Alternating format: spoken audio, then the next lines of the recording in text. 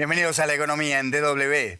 Meta Platforms ha informado en una presentación judicial que 4 estados de Estados Unidos reclaman a la empresa sanciones por un total de 1,4 billones de dólares tras acusarla de haber diseñado a Facebook y a Instagram para generar adicción entre los usuarios jóvenes y de haber engañado al público sobre la seguridad de estas plataformas. La cifra que no se había revelado hasta ahora y que se acerca a la capitalización bursátil total de Meta, que es de cerca de $1,5 billones de dólares, se conoce antes del juicio contra la empresa previsto para el mes de agosto próximo en Oakland, California. Es una demanda que fue presentada por los estados de California, Colorado, Kentucky y Nueva Jersey.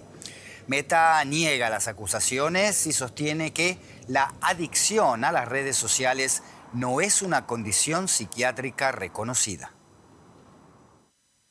Vamos a hablar un poco más de este asunto con nuestra corresponsal financiera en Nueva York, Ana Nieto. Ana, ¿hay precedentes de una cifra similar como multa en este tipo de juicios? La propia Meta dice que no, que esta es una sanción que no tiene precedente en la historia de la protección de consumidores y que es una cantidad que además no tiene ningún apoyo en la evidencia presentada en el procedimiento de este juicio cuya vista empieza en agosto. La empresa ha calculado que esta es la cifra según los criterios de compensación que han pedido los fiscales generales basados en el número de menores afectados por las acciones de la empresa de Mark Zuckerberg. 29 estados se han sumado a este juicio abierto por 4 y la mayoría alega que se han violado las leyes y que Meta además ha tenido acceso a datos de menores sin pedir el consentimiento parental. Meta, por supuesto, niega todas las acusaciones y de hecho dice que, pidió hace un mes a la juez que cancelara el juicio, algo que la juez Yvonne González Rogers negó porque dice que hay varios extremos que quiere contemplar. Uno de ellos es que la adicción que se está generada por las plataformas no se ha discutido y ella quiere discutirlo. Ana, Meta y otras redes sociales tienen más juicios. ¿Cuál es el potencial de todas estas acciones ante la justicia? Pues es bastante difícil cuantificar en dinero ese potencial de unas demandas que van a llegar a Meta, a otras empresas como Google, como YouTube, Snap, TikTok, tribunal en tribunal, y que ya lleva tiempo ocurriendo. Porque además de sumarse a este juicio, algunos estados también han abierto juicios en sus propias jurisdicciones, con lo cual la solución judicial no hace más que ampliarse. De hecho, tras el último juicio perdido por Meta y por YouTube en marzo, no se deja de hacer un paralelismo de esta situación con la que hubo con la industria del tabaco, tras las demandas que se presentaron por ellas por salud, por adicción y por desinformación en los años 90. Entonces, la solución se presentó con un mega acuerdo con todo el sector, con una inmensa compensación monetaria y un pacto para cambiar las formas en las que trabajaba esta industria. Los problemas, además de Meta, no se circunscriben solamente a Estados Unidos. En India, uno de sus grandes mercados, tanto WhatsApp como Instagram, han recibido apercibimientos para retirar campañas con contenido que se califica de abuso infantil. Ana Nieto, Nueva York, gracias por estas informaciones. Hasta la próxima. Gracias, Andrés. Se vuelve a complicar la situación en Oriente Medio. Estados Unidos va a revocar la autorización temporal que permitía la producción, entrega y venta de petróleo iraní después de una serie de ataques contra buques tanque en el estrecho de Hormuz esta semana, lo que llevó al presidente Donald Trump a decidir la reanudación de bombardeos contra el país persa. La Oficina de Control de Activos Extranjeros del Departamento del Tesoro va a retirar la licencia que mantenía vigentes esas operaciones hasta el 21 de agosto. La administración Trump había flexibilizado las sanciones contra el crudo iraní como parte del acuerdo provisional para reabrir el estratégico paso marítimo, pero Washington acusó a Teherán de incumplir su promesa de garantizar el tránsito seguro de barcos comerciales. Qatar hizo responsable a Teherán del ataque del martes contra uno de sus buques cisterna de gas. Washington subraya que el entendimiento con Teherán depende por completo de su cumplimiento. Irán califica las acusaciones de inaceptables.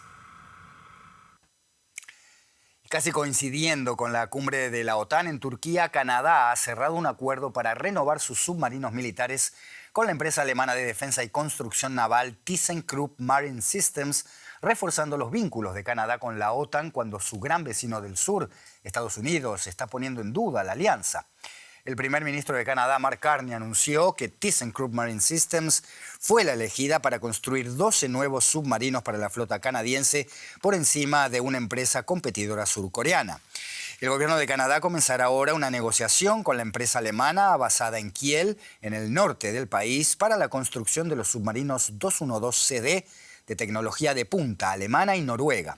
Es el mayor encargo en la historia de la compañía, que va a tener que entregar las primeras unidades en el año 2034 si los plazos se cumplen y las negociaciones prosperan. Nos vamos hasta la Bolsa de Frankfurt para ampliar este asunto con nuestro analista Ezequiel Daray.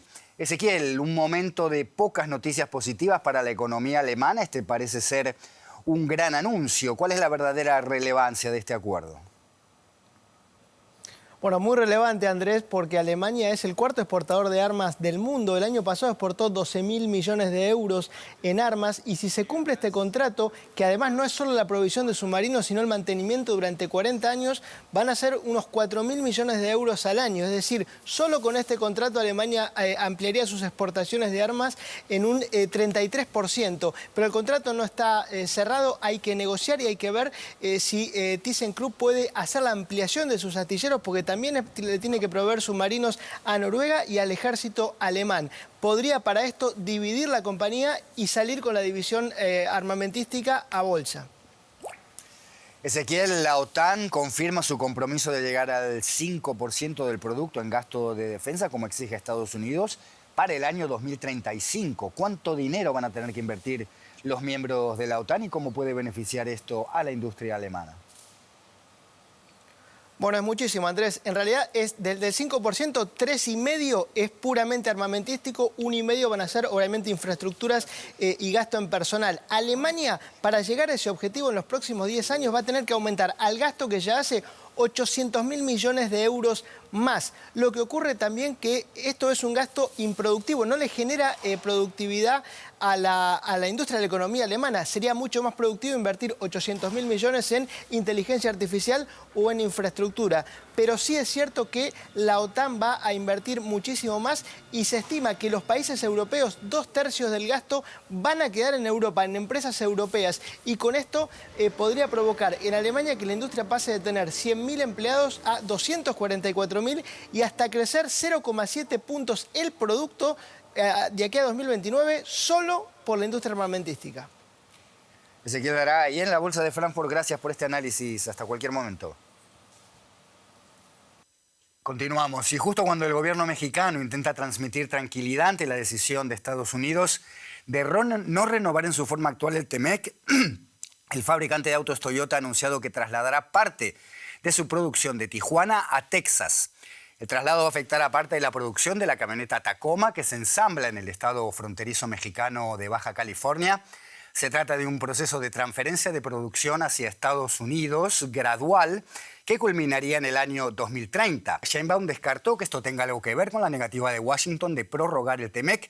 Dijo que está hablando con Toyota para buscar mejores condiciones para los trabajadores. La mayor refinería de petróleo de Rusia habría suspendido operaciones después del ataque de este lunes de drones ucranianos. La refinería tenía una capacidad de 400.000 barriles diarios y está ubicada en Omsk, en la región de Siberia Occidental, unos 2.500 kilómetros de la frontera con Ucrania. Sería el ataque de mayor distancia con drones ucranianos dentro de Rusia. Se ha convertido en el más reciente objetivo alcanzado del ejército ucraniano dentro de su estrategia de golpear la infraestructura energética de Rusia. Los ataques ucranianos habrían afectado ya el 42% de la capacidad de refinado rusa, lo que ha provocado en las últimas semanas medidas de racionamiento de combustible. Y los conductores rusos notan ya el impacto y recurren a combustibles alternativos. Este taller de Moscú convierte autos para que funcionen con gas. Desde que empezó a ser difícil conseguir gasolina en Rusia, la demanda se ha disparado. Y la lista de espera es larga, cuenta el jefe.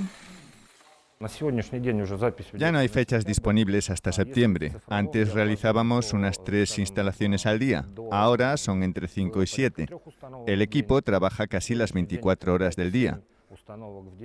Hay un gran número de clientes e intentamos proporcionar a todos el equipo necesario para adaptar sus vehículos. En Rusia, los conductores suelen tener que soportar largas colas debido a la escasez de gasolina, como aquí en Omsk. Muchas gasolineras ya solo suministran combustible en cantidades limitadas. Aquí en el taller también hay que esperar un poco hasta ser atendido, pero solo se hace una vez. Usar gas en lugar de gasolina es mucho más barato. Además, supongo que es más respetuoso con el medio ambiente. La primera ventaja es que es más barato y, en segundo lugar, pasas menos tiempo haciendo cola en las gasolineras. El gas es más barato y se puede encontrar en los comercios sin problemas. Ya conducía un vehículo de gas antes y lo sigo haciendo. En algunas gasolineras apenas hay gasolina ahora mismo, así que el gas supone un ahorro. También en este taller, a las afueras de Moscú, apenas dan abasto adaptando vehículos al gas. La demanda ha aumentado un 300% según el propietario de la empresa. La primera alternativa es, por supuesto, el propano, que se puede adquirir sin colas y cuesta 2 o incluso 3 veces menos que la gasolina convencional en las gasolineras. Así, la escasez de gasolina en Rusia, como consecuencia de la guerra abierta contra Ucrania, está provocando la reconversión del parque automovilístico. Y quienes den el paso probablemente no volverán pronto a las gasolineras tradicionales. Y hasta aquí llegó la economía, pero hay más en nuestras redes sociales. Nos vemos.